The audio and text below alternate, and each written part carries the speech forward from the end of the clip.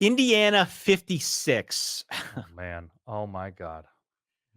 Nebraska 7. Curt Cignetti, I don't know if you saw Curt Cignetti, but Curt Cignetti, the first play that he called, the first thing that he did in one of the biggest games in Indiana football history, at least recent history, was do a pregame interview with Jenny Taft in which he dropped the F-bomb. Just they had to bleep him I out. didn't see that.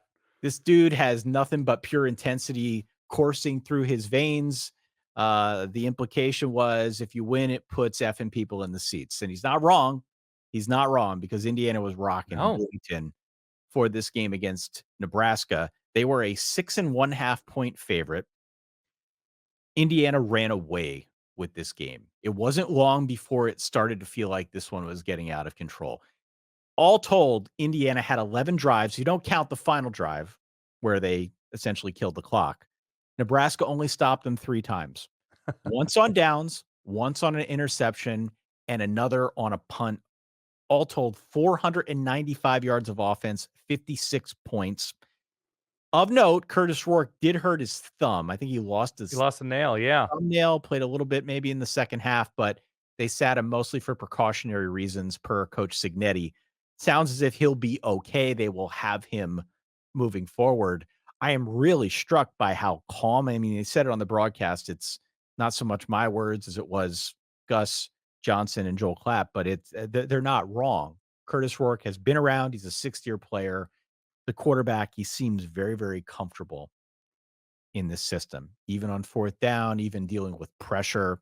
He is able to distribute the ball accurately, get it to where it needs to go with pace and on time, which is half the battle as a quarterback. That's Yes. half the battle. It's not just the passing game. They are firing on all cylinders with the rush. And Justice I was Elson's so good. He's so good. We talked about him a couple weeks Yes. ago, right? I mean, he gives them pop on the ground that I think is very, very underrated, despite the fact that so much of the conversation is on the passing attack. I will say what Indiana did defensively is something maybe we should talk a little bit more about. This is not to say that Nebraska is any kind of pyrotechnic offense, but as compared to some of the other teams Indiana has played, it definitely was a different kind of challenge and one that I expected would go a lot differently than it did. We still thought Indiana would win, but I Right. expected that Nebraska would put up much more of a fight. Not only would they be able to hold them down a little bit with their defense, but they'd be able to move the ball better with their offense. Indiana found ways to confuse Dylan Raiola. They made him look like a freshman. Like a freshman, yeah. Indiana came to play here. They looked prepared. They were making open field tackles. I mean, this was again, it's against Nebraska, who might be a middle to upper class Big Ten team, but domination has really been the story of the year for Indiana. It has not been that just that they're winning these games. The difference No. between a BYU, let's say, and an Indiana, it's a stark contrast. BYU, in a couple cases now, has found ways just to scrape and claw and win. And I'm not comparing the two in terms of who would win if they played, but Indiana is going out there and they are beating the absolute brakes off of everybody they play. Yeah. There is now a question of like if we're talking to our kids about Indiana, as we like to do on this show, what is the context for that conversation and how high should they be ranked now in light of this win? I I think they played like a top 10 team.